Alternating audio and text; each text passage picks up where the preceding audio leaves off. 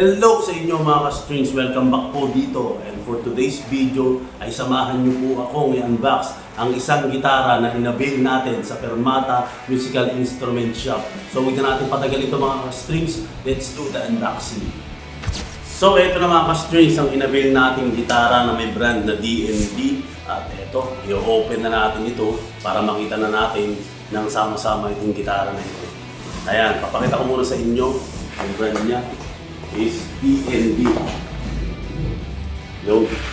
Ito na mga strings. Tignan natin.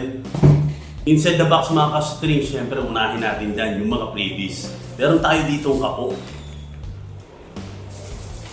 Strap.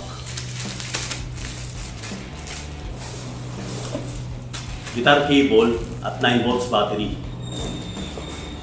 Syempre, yung kanyang padded bag na 10mm padded bag na may print ng D&D. Napakapal na padded bag nito mga strings, napakaganda. Diba? Cute na cute. Talaga namang handy. At hindi mawawala dyan syempre yung sticker at pick. No? Ito ang sticker ng Fermata at ang print ng mga picks. Di pa tayo nagtatapos dyan mga strings dahil eto na ang main event, ang main character, the guitar itself, the D&D Addy. Isa itong travel guitar na napakaliit talaga pero tapagod talaga, napakaganda. Ngayon mga strings, mag-proceed naman tayo sa kanyang specs and features.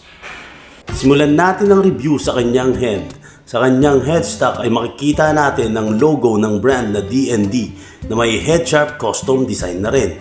Gawa na rin pala sa bone ang kanyang nut and saddle na nakakadagdag din sa quality ng kanyang tonality. Pagdating naman sa kanyang tuning keys ay naka-diecast tuners na ito na may logo ulit ng D&D.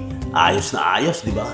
Napaka-smooth din niyang ikot-ikutin gaya ng pagpapaikot niya sa'yo. Punta naman tayo sa specs ng neck. Ito ay naka-Okome wood material na may thickness na 43mm to 55mm and mahogany head veneer na may 24 inches scale. Ang fingerboard ay purple heart material na may 1.5mm black binding at may 6mm position marker white color, 2mm white color side dot at may 2.4mm Capro nickel fret wires, 20 frets. Compact na din siya kasi ang body size nito ay 36 inches kaya hindi mahirap bitbitin kahit saan, kahit kailan, mapagigman o kahit sa inuman. Tara shot!